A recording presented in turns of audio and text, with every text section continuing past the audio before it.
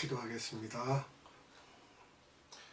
거룩하신 아버지 하나님 감사합니다. 복된 날 또 하나님 앞에 나와 생명의 말씀을 듣고 예배를 드리고 또 시간을 보내고 이렇게 오후 시간에도 오후 예배로 하나님 앞에 나아갑니다. 아버지, 오후에도 살아계신 생명의 말씀을 우리에게 주사 영혼의 양식을 삼게 하옵소서. 하나님께 모든 감사와 찬양과 존귀와 영광을 올려드리옵고 예수님의 이름으로 감사하며 기도드리옵나이다. 아멘. 오전 예배 시간에 이어서 계급사회인 천국에 대해서 두 번째 시간으로 상속받는 자의 속성들에 대해서 계속 말씀을 나누기로 하겠습니다. 다섯 번째입니다. 제자가 되는 길에 대한 말씀입니다. 누가복음 14장 25절로 27절입니다. 허다한 무리가 함께 갈새 예수께서 돌이키사 이르시되 무릇 내게 오는 자가 자기 부모와 처자와 형제와 자매와 및 자기 목숨까지 미워하지 아니하면 능히 나의 제자가 되지 못하고 누구든지 자기 십자가를 지고 나를 좇지 않는 자도 능히 나의 제자가 되지 못하리라. 아멘. 그 제자의 요건이 뭐가 있겠습니까? 첫째는 부모와 처자와 형제와 자매와 및 자기 목숨까지 미워해야 한다고 되어 있습니다. 그러면 미워한다고 싫어서 미워하는 그런 것이 아니죠. 이것은 다른 곳에서의 말씀과 상반되는 말씀 같은데, 자녀를 노엽게 하지 마라, 부모를 공경하라, 아내를 내 몸과 같이 사랑하라, 거기에 대한 그 반대적인 말이 아니고요. 오해하면 안 되는 것은 여기서는 제자에 대한 말씀이시며, 제자는 하나님의 자녀 중에서 소수의 선별된 자들입니다. 구별된 자들이죠. 새 예루살렘 성에 들어갈 수 있는 소수의 지도자 그룹에 하시는 말씀입니다. 이러므로 일반 크리스찬과 같이 하면 안 됨을 가리키고 있습니다. 모든 것을 집중해서 하나님께로만 향하게 하는 것이죠. 제자는 하나님을 내 몸과 같이 사랑하라라고 하셨죠. 우상을 섬기지 않는 자가 되어야 되고 또 우상을 멀리해야 되고, 우리가 항상 구할 것은 먼저 그의 나라와 그의 의를 구하라고 하셨습니다. 이건 제자에게 이르는 말씀들이죠. 이런 일들도 내 의지로 가능한 것이 아니라는 것입니다. 하나님의 은혜가 임할 때에 가능합니다. 우리 시간에 맞춰서 우리가 마음대로 이것을 하는 것이 아니라 하나님의 때에 하나님의 시간에 맞춰서 하나님의 은혜가 임할 때 우리가 이 일을 행할 수가 있다는 것입니다. 베드로나 바울, 모세, 아브라함 등 다 그런 사람들도 역시 하나님의 은혜였죠. 두 번째는 자기 십자가를 지고 나를 쫓는 자가 되어야 한다라고 예수님께서 말씀하셨죠. 본인이 짊어져야 할 짐들을 타인에게 맡기는 것이 아니라 내가 어려움이 있어도 그것을 짊어지고 주님을 따라야 한다는 것입니다. 예화를 들겠는데요. 누가복음 14장 28절로 30절을 봅니다. 너희 중에 누가 망대를 세우고자 할진대 자기의 가진 것이 준공하기까지에 족할는지 먼저 앉아 그 비용을 예산하지 아니하겠느냐. 그렇게 아니하여 그 기초만 쌓고 능히 이루지 못하면 보는 자가 다 비웃어 가로되 이 사람이 역사를 시작하고 능히 이루지 못하였다 하리라. 그 부끄럼 당한다는 것입니다. 비용을 계산하지 않고 먼저 주님께 다 드리고 모든 것을 주님께 다 맡기면 더 쉬워짐을 알아라, 그 말씀이에요. 우리 힘으로 어떻게 처리하겠다, 해보겠다라는 생각을 버리고 전적으로 주님을 의지해야 된다는 것입니다. 누가복음 14장 31절로 32절의 말씀입니다. 또 어느 임금이 다른 임금과 싸우러 갈 때에 먼저 앉아 1만으로서 저 2만을 가지고 오는 자를 대적할 수 있을까 헤아려지 아니하겠느냐. 만일 못할 터이면 저가 아직 멀리 있을 동안에 사신을 보내어 화친을 청할지니라. 아멘.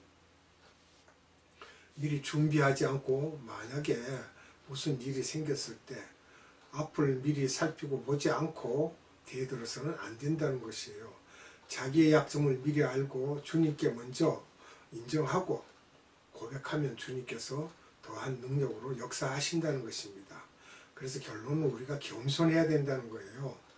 결론은 누가복음 14장 33절로 35절을 봅니다. 이와 같이 너희 중에 누구든지 자기의 모든 소유를 버리지 아니하면 능히 내 제자가 되지 못하리라. 소금이 좋은 것이나 소금도 만일 그 맛을 잃었으면 무엇으로 짜게 하리요. 땅에도 거름에도 쓸데없어 내어 버리느니라. 들을 귀가 있는 자는 들을지어다 하시느니라.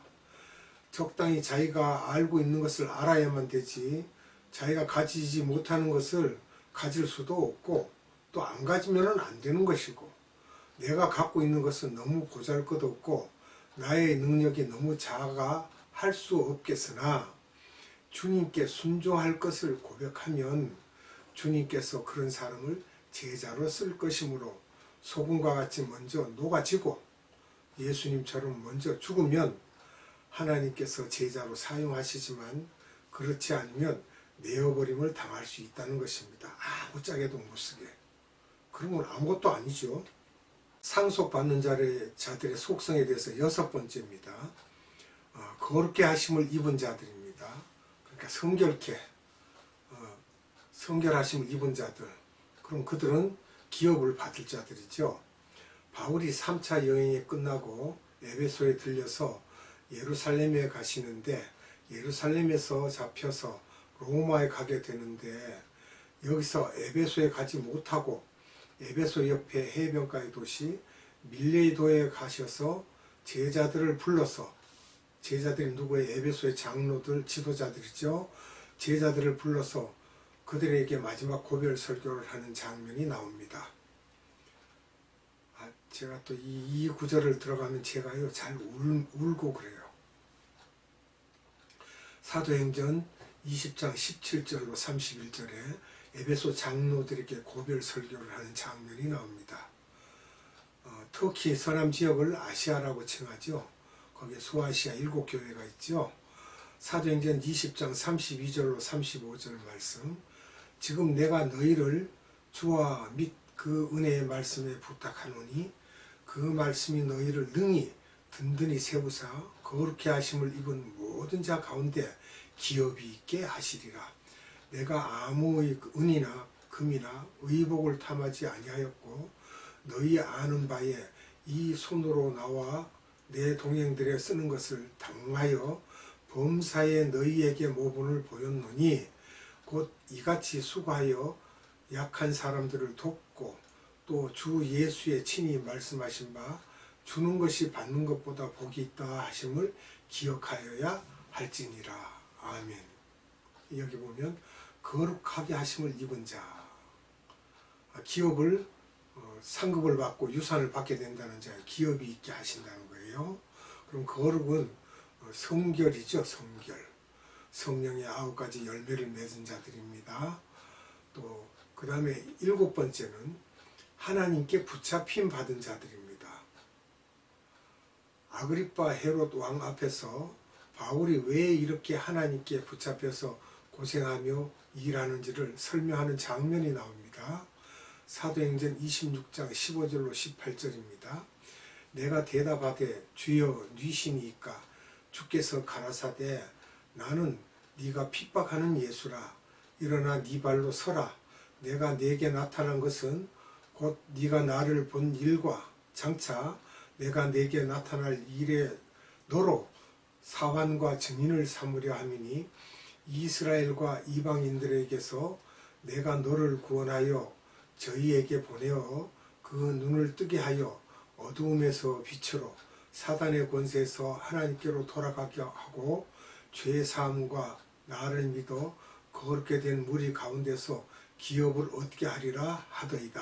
아멘. 이렇게 하나님의 말씀에 순종하여서 사도 바울이 할 일을 할 때 나중에 어떻게 된다고요? 거룩게 된 무리 가운데서 기업을 얻게 하리라고 말씀하고 있습니다. 그래서 다메섹에서 예수님을 만났을 때를 말하고 있습니다. 9장 3절에서 5절에도요. 또 그렇게 된 무리는 누구예요? 구별된 무리 중에서 기업을 얻을 자가 나오게 될 것을 말하고 있는 것입니다. 8번째, 성도의 기업을 받기에 합당한 자를 말하고 있습니다. 골로새서 1장 2절입니다. 거기에서 보면 신실하고 변함이 없는 충성된 자들, 그래서 이 그리스도 안에서 신실한 자를 말하고 있죠. 또 골로새서 1장 3, 4절에 보면 아무나 크리스찬이나 그리스도의 사랑을 듣는 것이 아니므로 소수를 가리키고 있다는 것입니다. 또 골로새서 1장 5절에는 너희를 위하여 하늘에 쌓아둔 소망을 인함이니 곧 너희가 전에 복음 진리의 말씀을 들은 것이라. 아멘. 이렇게 해서 하늘에 쌓아둔 소망을 갖는 자는 신실한 소수의 크리스찬을 말씀하는 것이며, 바울의 말씀을 보면서 일반 성도들을 기준으로 너무 가볍게 볼 수밖에 없으므로 주의해야 합니다. 너도 나도 다 그렇게 된다는 것이 아닙니다. 왜냐하면 정해진 크리스천이 아니고는 이해를 못하기 때문에 그렇습니다. 골로새서 1장 9절로 12절의 말씀을 보도록 합니다. 9절부터요. 이로써 우리도 듣던 날부터 너희를 위하여 기도하기를 그치지 아니하고 구하노니 너희로 하여금 모든 신령한 지혜와 총명에 하나님의 뜻을 아는 것으로 채우게 하시고 주께 합당히 행하여 범사에 기쁘시게 하고 모든 선한 일에 열매를 맺게 하시며 하나님을 아는 것에 자라게 하시고 그 영광의 힘을 좇아 모든 능력으로 능하게 하시며 기쁨으로 모든 견딤과 오래 참음에 이르게 하시고 우리로 하여금 빛 가운데서 성도의 기업의 부분을 얻기에 합당하게 하신 아버지께 감사하게 하시기를 원하노라. 아멘. 우리들이 성경 공부를 하는 이유도 기업을 받기 위함입니다.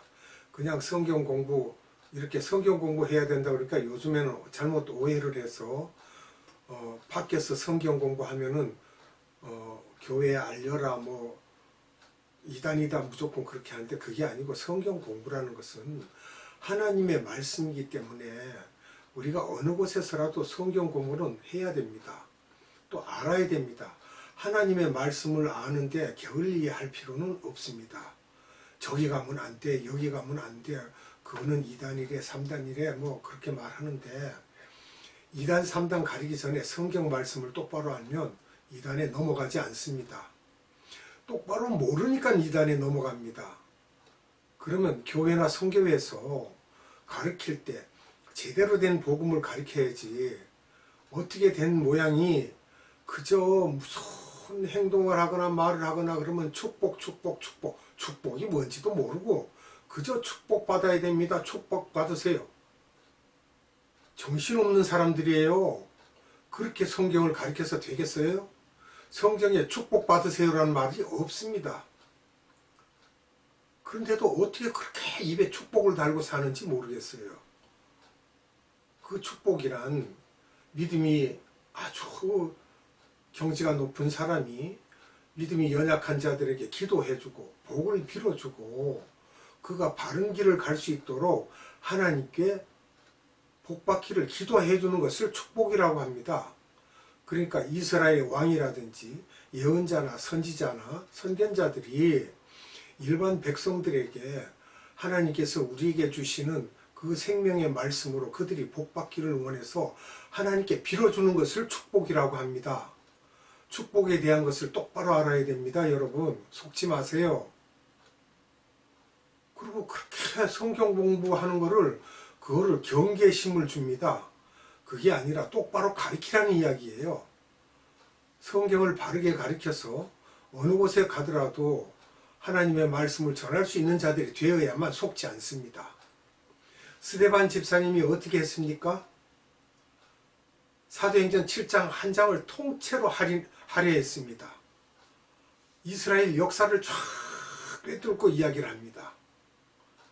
그들이 그걸 듣고 자기들이 잘못한 죄가 드러나니까 스데반 집사님을 어떻게 했어요? 돌로 쳤지요. 그분이 죽을 때도 어떻게 했습니까? 하나님의 말씀을 전하고 죽을 때 그가 참으로 극률한 마음으로 사람들에게 복음을 전했는데 그들이 반대하고 죽이려고 돌을 던져 그 스데반 집사를 칠 때 주님이 급하시니까 보좌에서 어떻게 됐습니까?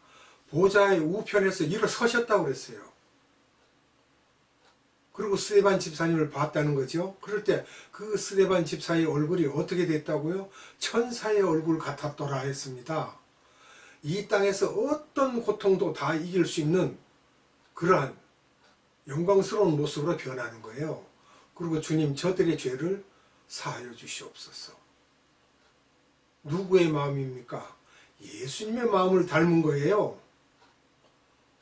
우리가 자기 나라 백성을 위해서 그렇게 기도해 줘야 됩니다. 저들의 죄를 사하여 주시옵소서. 그것이 복을 받는 비결이고 축복 기도입니다. 여러분.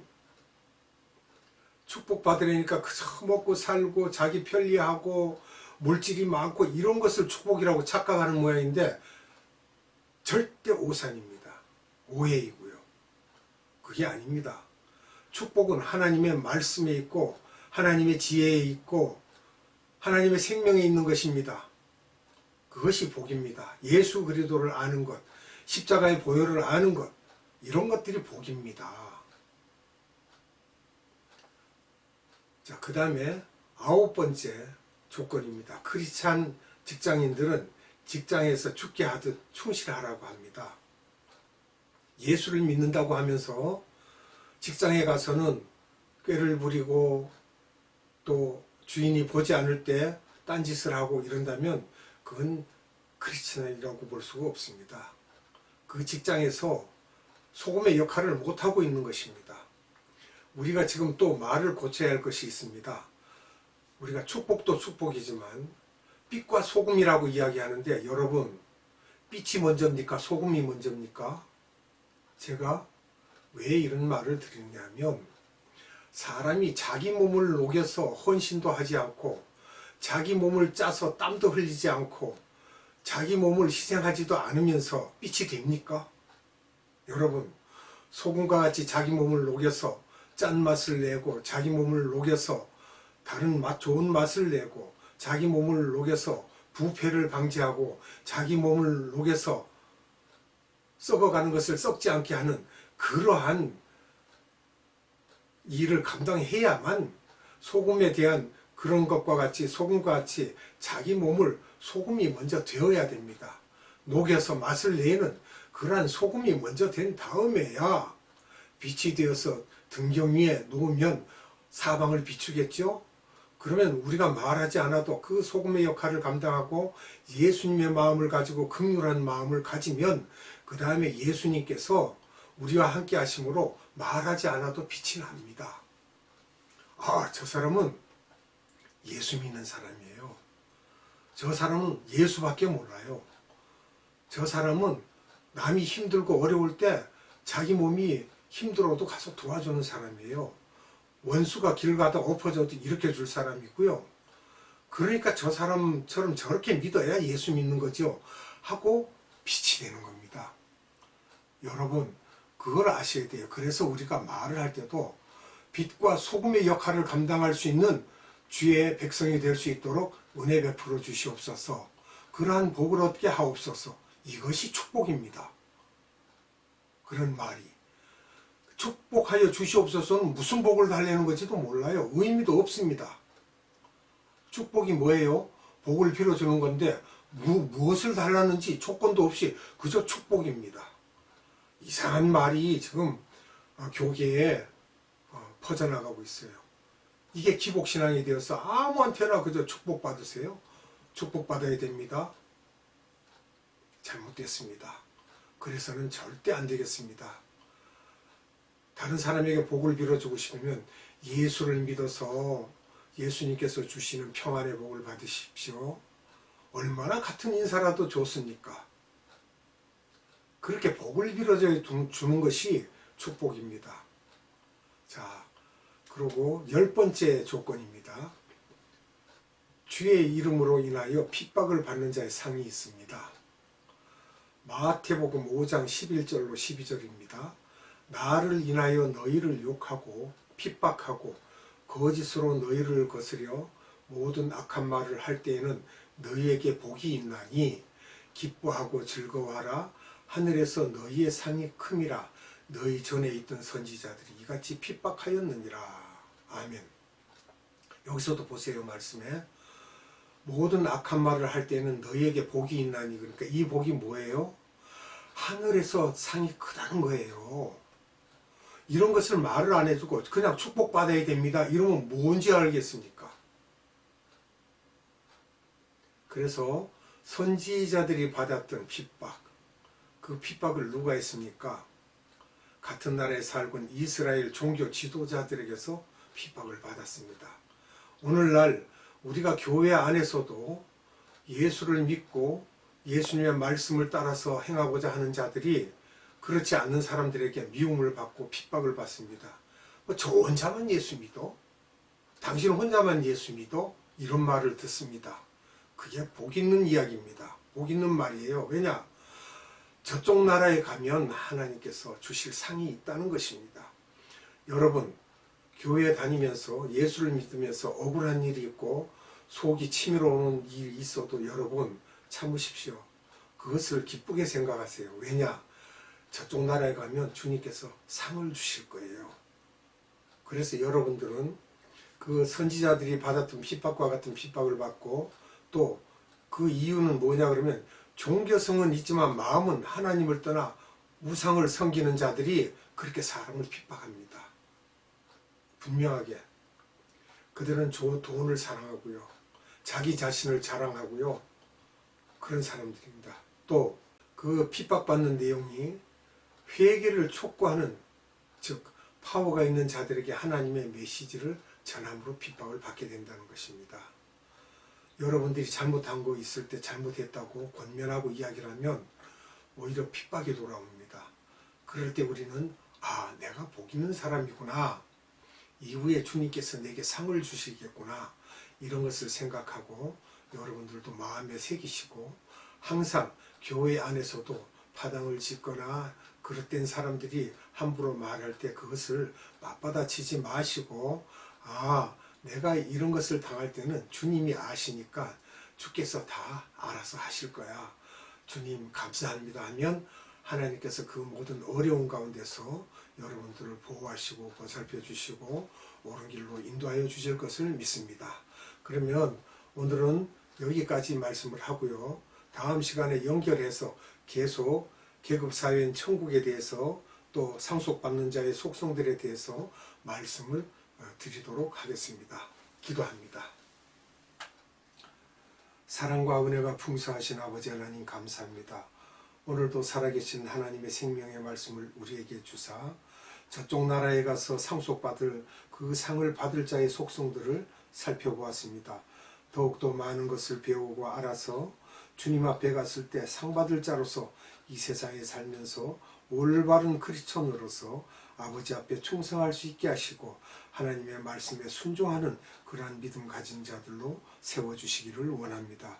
오늘도 예배 참석한 모든 자들, 또한 이 말씀을 듣는 모든 자들 다 하나님께서 함께 하시고 순종의 제사를 드릴 수 있는 자들 되게 하시고, 하나님께 감사함으로 제사를 드리는 자들이 되어서 하나님께서 영화롭게 그 제사를 받으시는 그러한 복을 얻게 하옵소서. 오늘도 생명의 말씀을 주신 하나님께 감사와 찬양과 존귀와 힘과 권세와 권능과 영광을 올려드리옵고, 이 땅에 다시 오실 우리 구주 예수 그리스도 이름으로 감사하며 기도드리옵나이다. 아멘. 주님 가르쳐준 기도로 예배를 마치도록 하겠습니다. 하늘에 계신 우리 아버지, 아버지의 이름을 거룩하게 하시며 아버지의 나라가 오게 하시며 아버지의 뜻이 하늘에서와 같이 땅에서도 이루어지게 하소서.